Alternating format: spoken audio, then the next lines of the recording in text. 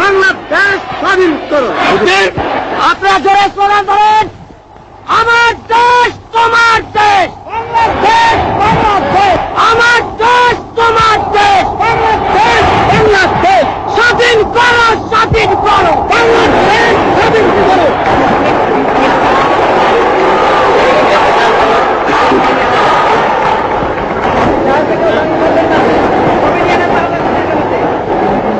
আমার আজ দুঃখ ভারাক্রান্ত মন নিয়ে আপনাদের সামনে হাজির হয়েছি। আপনারা সবই জানেন এবং বোঝেন আমরা আমাদের জীবন দিয়ে চেষ্টা করেছি, কিন্তু দুঃখের বিষয় আজ ঢাকা, চট্টগ্রাম, খুলনা, রাজশাহী, রংপুরে আমার ভাইয়ের রক্তে রাজপথ রঞ্জিত হয়েছে। আজ বাংলার মানুষ মুক্তি চায়, বাংলার মানুষ বাঁচতে চায়, বাংলার মানুষ তারা আজ অধিকার চায়। কিন্তু দুঃখের বিষয় আজ দুঃখের সঙ্গে বলতে হয় 23 বছরের করুণ ইতিহাস, বাংলার অত্যাচারের, বাংলার মানুষের রক্তের ইতিহাস, 23 বছরের ইতিহাস, মুমূর্ষ নরনারীর আত্মনাদের ইতিহাস, বাংলার ইতিহাস, এদেশের মানুষের রক্ত দিয়ে রাজপথ রঞ্জিত করার ইতিহাস। 1952 সালে রক্ত দিয়েছি, 1954 সালে নির্বাচনে জয়লাভ করেও আমরা গদিতে বসতে পারি নাই। 1958 সালে আইয়ুব খান মার্শাল ল জারি করে 10 বছর পর্যন্ত আমাদের গোলাম করে রেখেছে। 1967 সালে 6 দফার আন্দোলনে 7ই জুনে আমার ছেলেদের গুলি করে হত্যা করা হয়েছে। 1969 আন্দোলনে আইয়ুব খানের পতন হওয়ার পরে যখন ইয়াহিয়া খান সাহেব সরকার নিলেন, তিনি বললেন দেশে শাসনতন্ত্র দেবেন, গণতন্ত্র দেবেন, আমরা মেনে নিলাম।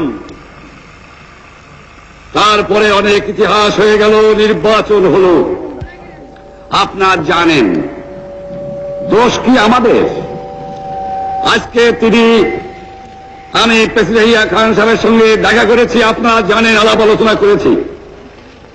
আমি শুধু বাংলার নয়, পাকিস্তানের মেজরিটি পার্টির নেতা হিসাবে তাকে অনুরোধ করলাম 15ই ফেব্রুয়ারি তারিখে আপনি জাতীয় পরিষদের অধিবেশন দেন।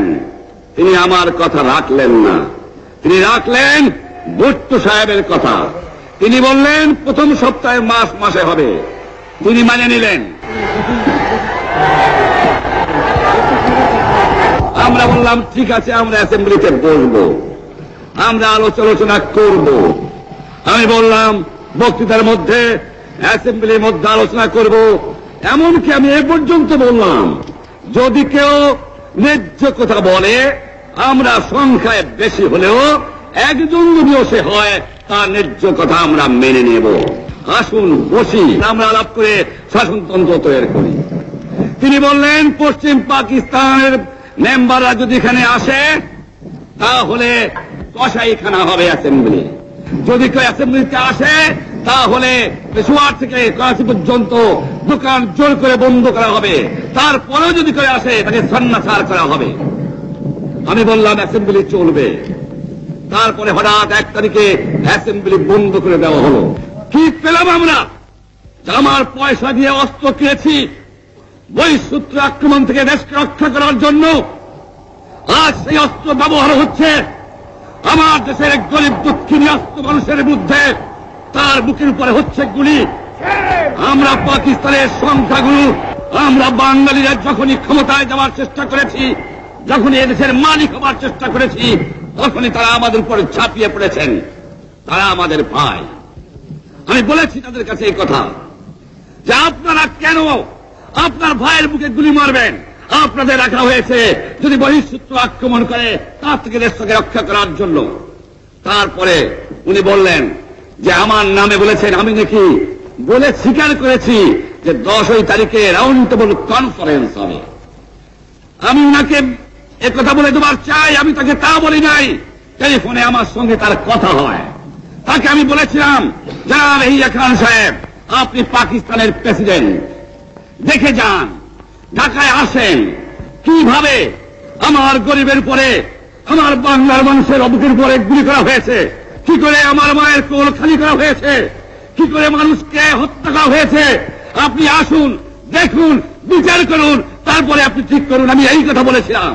হঠাৎ আমার সঙ্গে পরামর্শ না করে বা আমাদের সঙ্গে আলোচনা না করে 5 ঘন্টা গোপনে বৈঠক করে যে বক্তৃতা তিনি করেছেন এবং যে বক্তৃতা করে অ্যাসেম্বলি করেছেন, সমস্ত দোষ তিনি আমার উপরে দিয়েছেন, বাংলার মানুষের উপরে দিয়েছেন। আমি পরিষ্কার মিডিয়ে বলেছি, এবারের সংগ্রাম আমার মুক্তির সংগ্রাম, এবারের সংগ্রাম স্বাধীনতার সংগ্রাম। ভাইয়েরা আমার, 25 তারিখে অ্যাসেম্বলি কল করেছে, রক্তের দাগ শুকায় নাই। আমি 10 তারিখে বলে দিয়েছি যে ওই শহীদের রক্তের উপর দিয়ে পাড়া দিয়ে আরটিসিতে মুজিবুর রহমান যোগদান করতে পারে না। অ্যাসেম্বলি কল করেছেন, আমার দাবি মানতে হবে। প্রথম, সামরিক আইন মার্শাল ল উদ্ধ করতে হবে, সমস্ত সামরিক বাহিনীর লোকদের ব্যারাকে ফেরত দিতে হবে, যেভাবে হত্যা করা হয়েছে তার তদন্ত করতে হবে, আর জনগণের প্রতিনিধির কাছে ক্ষমতা হস্তান্তর করতে হবে। তারপরে বিবেচনা করে দেখব আমরা অ্যাসেম্বলিতে বসতে পারবো কি পারবো না।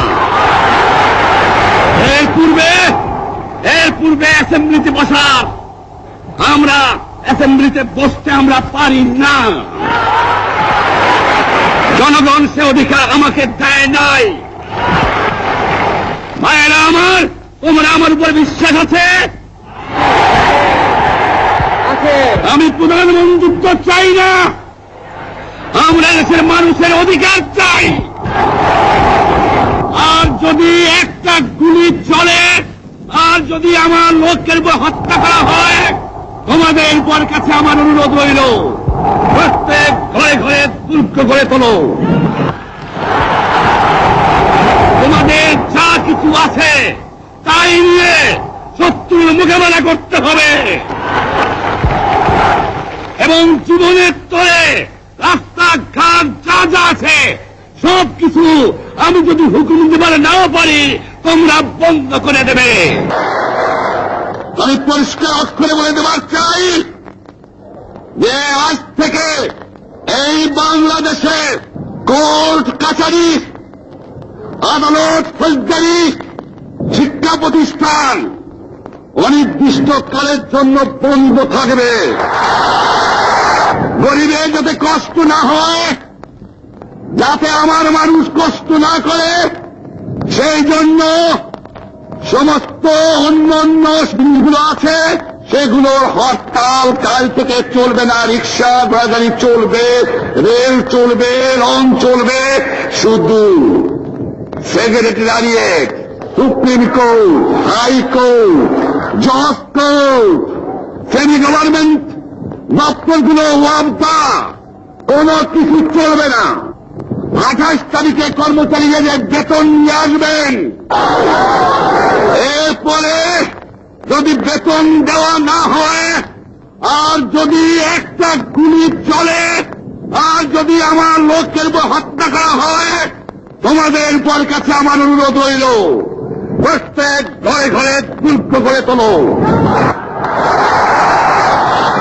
তোমাদের যা কিছু আছে তাই নিয়ে শত্রুর মোকাবেলা করতে হবে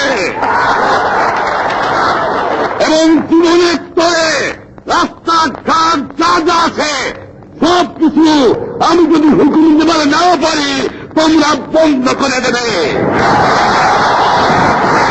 আমরা ভাতে মারব, আমরা পানিতে মারব। তোমরা আমার ভাই, তোমরা বেড়াকে থাকো, কেউ তোমাদের কিছু বলবে না, কিন্তু আর আমার বুকের পর গুলি চালাবার চেষ্টা করো না, ভালো হবে না। 7 কোটি মানুষকে তাবা রাখতে পারবো না। আর যে সমস্ত লোক শহীদ হয়েছে, আঘাতপ্রাপ্ত হয়েছে, আমরা আওয়ামী লীগের থেকে যতদূর পারি তাদের সাহায্য করতে চেষ্টা করব। যারা পারেন আমার রিলিফ কমিটি সামান্য টাকা পয়সা পৌঁছিয়ে দেবেন। আর এই 7 দিন হরতালে যে সমস্ত শ্রমিক ভাইরা যোগদান করেছেন, প্রত্যেকটাই শিল্পের মালিক তাদের বেতন পৌঁছায় দেবেন। সরকারি কর্মচারীদের বলি, আমি যা বলি তা মানতে হবে। যে পর্যন্ত আমার এই দেশের মুক্তি না হবে, খাজনা ট্যাক্স বন্ধ করে দেওয়া হলো, কেউ দেবে না। শোনেন, মনে রাখবেন, শত্রু বাহিনী ঢুকেছে, নিজেদের মধ্যে আত্মকলহ সৃষ্টি করবে, লুটতরাজ করবে। এই বাংলায় হিন্দু মুসলমান, বাঙালি নন বাঙালি যারা আছে তারা আমাদের ভাই, তাদের রক্ষার দায়িত্ব আপনাদের উপরে, আমাদের জন্য বদনাম না হয়। মনে রাখবেন, রেডিও টেলিভিশনের কর্মচারীরা যদি রেডিওতে আমাদের কথা না শুনে, তাহলে কোন বাঙালি রেডিও স্টেশনে যাবেন না। যদি টেলিভিশন আমাদের নিউজ না দেয়, কোন বাঙালি টেলিভিশনে যাবেন না। 2 ঘন্টা ব্যাংক খোলা থাকবে, যাতে মানুষ তাদের মায়নাপত্র নেবার পারে। কিন্তু পূর্ব বাংলার থেকে পশ্চিম পাকিস্তানে 1 পয়সা চালান হতে পারবে না। টেলিফোন টেলিগ্রাম আমাদের এই পূর্ব বাংলায় চলবে এবং বিদেশের সঙ্গে নিউজ পাঠালে আপনারা চালাবেন। কিন্তু যদি এই দেশের মানুষকে খতম করার চেষ্টা করা হয়, বাঙালিরা বুঝে শুনে কাজ করবেন। প্রত্যেক গ্রামে, প্রত্যেক মহল্লায় আওয়ামী লীগের নেতৃত্বে সংগ্রাম পরিষদ গড়ে তোলো এবং তোমাদের যা কিছু আছে তাই নিয়ে প্রস্তুত থাকো। মনে রাখবা, রক্ত যখন দিয়েছি, রক্ত আরো দেব, এই দেশের মানুষকে মুক্ত করে ছাড়বো ইনশাআল্লাহ। আপনারা আমাদের ভাই, আপনারা দেশকে একেবারে জাহান্নামে ধ্বংস করে দিয়েন না। জীবনে আর কোনদিন আপনাদের মুখ দেখা দেখি হবে না। যদিও আমরা শান্তিপূর্ণভাবে আমাদের ফয়সলা করতে পারি, তাহলে অন্তপক্ষে ভাই ভাই হিসেবে বাস করার সম্ভাবনা আছে। সেই জন্য আপনাদের অনুরোধ করছি, আমার এই দেশে আপনারা মিলিটারি শাসন চালাবার চেষ্টা আর করবেন না। দ্বিতীয় কথা, প্রত্যেক গ্রামে, প্রত্যেক মহল্লায়, প্রত্যেক ইউনিয়নে, প্রত্যেক সাব ডিভিশনে আওয়ামী লীগের নেতৃত্বে সংগ্রাম পরিষদ গড়ে তোলো এবং তোমাদের যা কিছু আছে তাই নিয়ে প্রস্তুত থাকো। মনে রাখবা, রক্ত যখন দিয়েছি, রক্ত আরো দেব, এদেশের মানুষকে মুক্ত করে ছাড়বো ইনশাআল্লাহ। এবারে সংগ্রাম আমাদের মুক্তির সংগ্রাম, এবারে সংগ্রাম স্বাধীনতার সংগ্রাম। জয় বাংলা। বাঙালি আত্মা